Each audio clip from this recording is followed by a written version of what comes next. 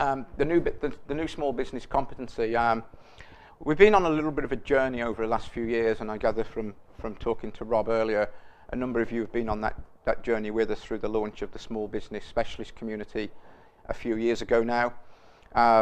We then launched the new MPN program probably 18 months or so ago, which didn't have a small business competency within it.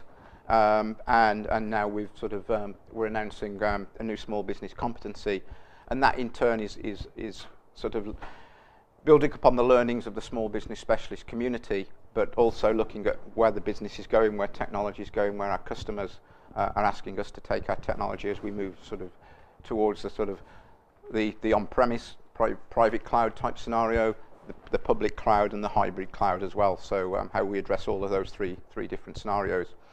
We have great hopes for the SMB competency. We've got some fairly aggressive targets on a worldwide basis. All the feedback that we're getting so far from partners, it's something they've been waiting for. The reason why it's important that we move SBSC into our competency model is, as we go forward, all of our incentives and how we go to market with partners is aligned to competencies.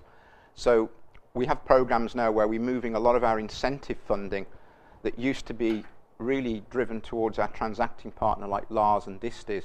We're now starting to move that more to partners that influence the sale of Microsoft technology, not necessarily transact it. As we sort of start to launch the small business competency in the June timeframe, we're also taking a lot of learnings from the Cloud Essentials subscription. Has anyone subscribers to Cloud Essentials? A few folk around the room, yeah. So Cloud Essentials is our sort of, it's a free offering. It's very easy to sort of join, and it gives you internal use rights for the Microsoft Cloud offerings. And that's been a great success worldwide. A lot of organizations such as yourself have embraced that program to get their hands and learn how to deploy, install, manage that kind of technology. And then we have a program called Cloud Accelerate, which is the next phase up, if you like, of the program. What we're currently doing is rationalizing those programs so that there's a very clear route for you to say, do you want to be in the Cloud Essentials program, Cloud Accelerate, or the small business competency? And there'll be different benefits and different support in each one of those. But as we go more towards the full competency model, that enables greater levels of technical support for you. It gives you free technical support. One of our unlocked secrets is if you are a Microsoft partner at the silver level with MPN, and you have any customer opportunity that's worth more than $3,000 of Microsoft software, you have unlimited technical support on that sale. That's often not fully understood, and that's a huge value as you start to sort of take cost out of your business. So that's the intent of the small business competency. We can go into sort of greater details if you wish. Sarah has all the details, and we can talk about the exams that are in there, the gives and gets of that program. But that was sort of launched in the June time frames. Our intent over time is to retire the SBSC community program as it is today.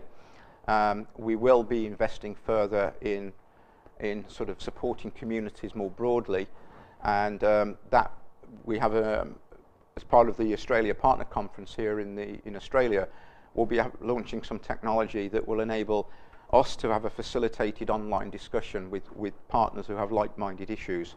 So for instance, if we wanted to set up a small business specialist community that you can all participate within, have Microsoft participate in that locally, we will be setting up platforms to do that inside the new Microsoft Partner Network. So my name's Wayne. Hi. Hi, Wayne. Thanks for coming. It's a pleasure to be here. One of the qualifications to become part of the new SMB competency is the Office 365 exam. And that exam has, from what I understand, from what I'm looking at, a fair portion of it that has absolutely nothing to do with the SMB market space. It would seem inappropriate that we need to pass that particular exam in order to satisfy the requirements. It's a bit like saying, okay, in order to drive the car on the road, you need to know how to drive like a race car driver. Yeah, I understand. Yeah. What's your thoughts about that? I'm with you. Part of where we are today is we absolutely want to use that competency to help enable partners to move to the Office 365 type solution. In terms of having a criteria within the program today, that's the primary exam that's available. We're working on with our training organisation to develop exams that are more relevant to the SMB marketplace. So there's an element of we understand the issue. We don't have the alternative ready available today, but we're working on that, and hopefully that will come out in a suitable time frame. Yeah, one of the sort of challenges we always face with and being totally transparent here with a program is when we put criteria like MCPs, we can only do that if an exam and an MCP exists, and sometimes they don't always exist at the time we want to be in market. So we have to. So we're moving a little bit faster than our training company at the moment. So we recognise the issue. I think we will put the amount of investment in place to help with that training and help if we launch and we haven't managed to make the change yet, then we will sort of help get over that hurdle. But over time, we do want to make sure it's absolutely specialised at the small business marketplace. Hi, I'm Terry Good from Goodies Computers in Newcastle. Hi. In our action pack, we only get the SBS 2011 standard as part of that. A fair bit of the SBS 2011 competency involves the premium edition. Yeah. So how do a small bloke like myself who hasn't had a great deal of exposure to the premium edition get to play with the premium edition if I, other than buy it myself or get a client that does use it, and then how can Microsoft help me get my competency if I don't fully understand or have been exposed to the premium edition? Okay, I'll take that one away because I don't know the rationale of why premium's not in Action Pack, and I'm sure there's a case for why. You said so. Yeah. I don't have Action Pack because we're a bit bigger than that, but you get a copy of Windows Server there, yes? Yep. You get a copy of SQL Server there, yes? That's all you need. But you've already got it, okay? Because all the premium add-on pack is a copy of Windows Server and a copy of SQL Server that is designed to work in a small business server environment. It's a licensing check during the installation process. There's nothing more, nothing different. That's the power of partner networking, you see. Enterprise server now, rather than just a standard server. Okay.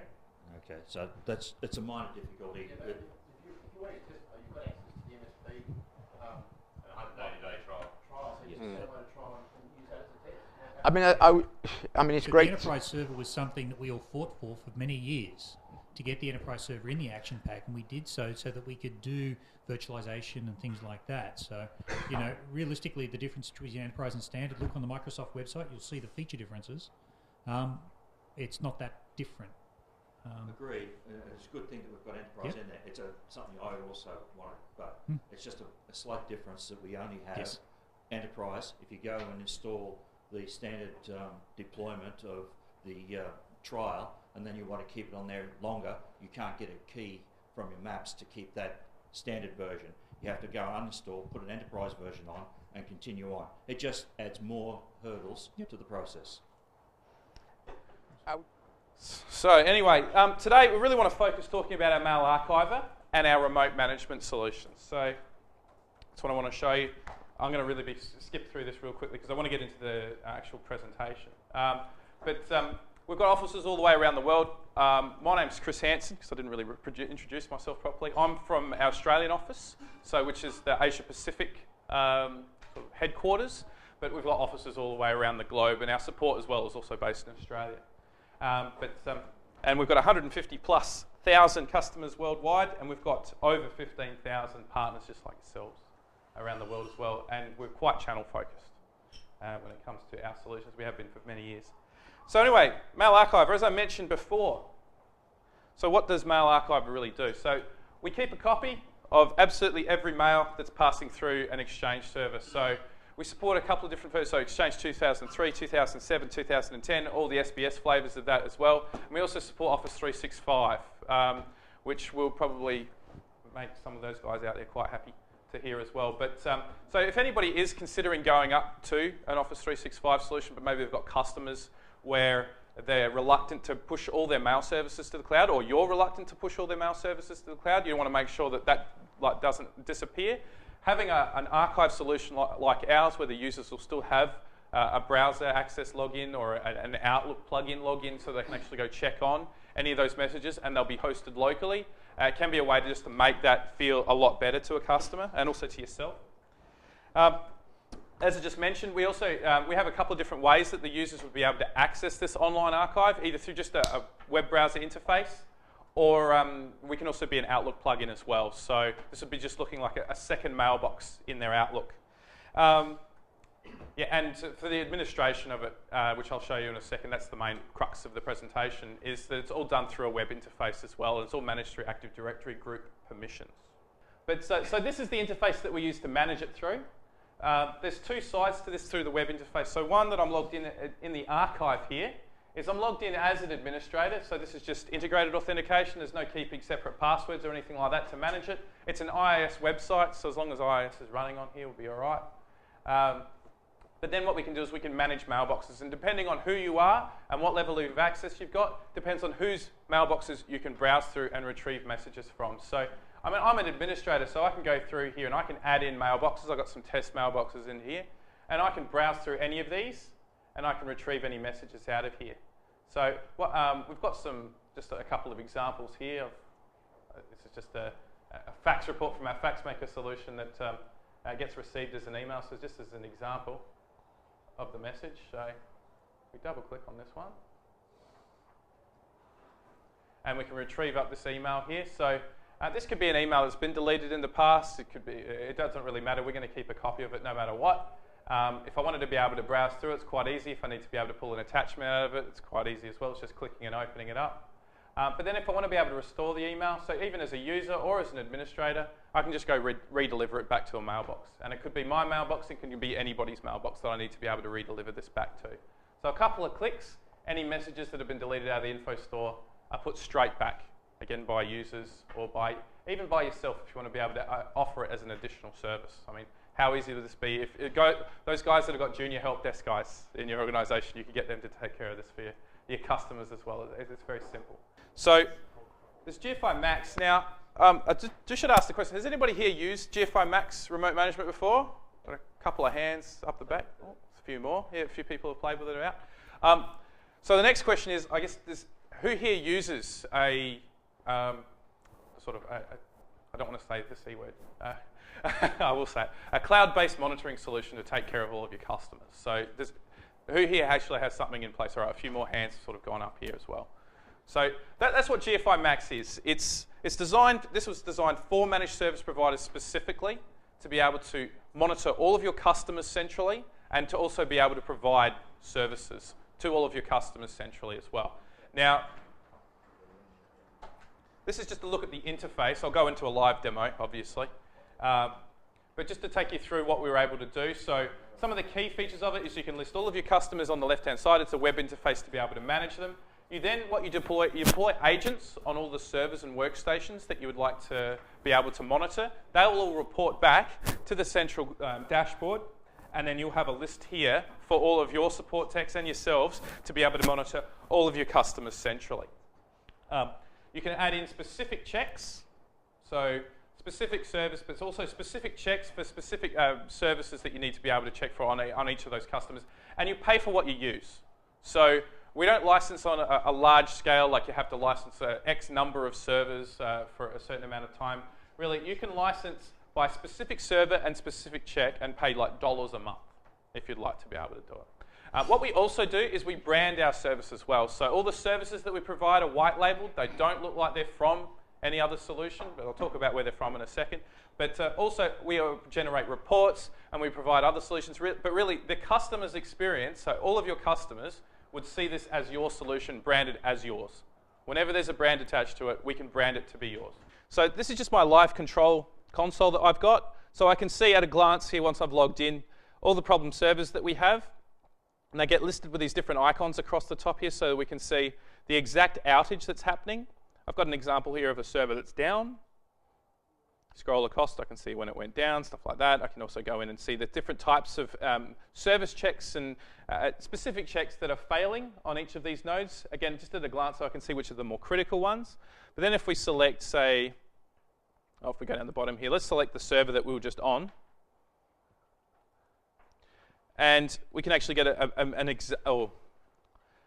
a list of all the specific services and go into more details down the bottom here. So some of the examples I've got here is I'm just checking I'm using the antivirus, Viper antivirus on this server, but it's showing that the definitions are out of date. It tells me what definitions they are, and they need to go get updated. We can look into here, we can see the processor queue length is longer than expected, a lot longer than we expected. But we've got that information here, and it's going to come up as a check for something that we can fix up. If I needed to be able to go and fix this straight away because I've got Take Control installed, I can just click on the Take Control button up the top here. And what it's going to do is it's going to connect me in to this server. And I'm going to be able to just take control of it instantly. So because we're logged in through the Max Remote Management interface, there's no actual authentication into TeamViewer or anything like that. You can get just straight into your customer's servers. They don't have to be there. They don't have to let you in. You can set passwords, but by default, they're all off. So you and your guys can just get in and fix up problems. So this is my asset tracking report. I like this report if you do have to go out to a customer. I used to get sent out on site when I was a junior tech, and one thing I hated was going out to a new customer. I didn't know where anything was, and I'm sure a few of you have been in that sort of situation. I would love this report if I was going out to a new customer, or if I perhaps you could deploy out our agent for the first time to a brand new customer and generate this report immediately and give it back to them to show you know exactly what's going on in their network before, and they probably didn't even know themselves before you actually took over. So just on both solutions, so the Mail Archiver, so this is our on-premise solution. We've just got an indicative retail price here, where, so for 50 mailboxes, we price per mailbox, but at 50 mailboxes it would be about $2,475 ex-GST just to buy that solution. And that would include the 12-month maintenance agreement, but it just meant even if your maintenance expired, it would still continue to work. If the customer just wanted to keep using it and didn't want to pay anymore, that's fine. Then we've got Max Remote Management, the pay per node, paid month by month, no contracts or anything like that. And yeah, so the price cap, we've already talked about it, but $19.95 per server, $1.50 a workstation, but it can be a lot less depending on what you want to monitor. If you only want to monitor a couple of key services, only want to deploy a couple of services, it might only be a couple of dollars per server a month. We also have our cloud-based filtering solution I was going to talk about today, but we've just sort of run out of time. If you want to be able to filter mail in the cloud, you want to be able to provide that email continuity as well. So if servers went down, mail servers went down, internet connections go down, no mail's lost, people can still log in and retrieve their mail. It's so for 50 mailboxes there, it's about $775 a year. So buy a subscription.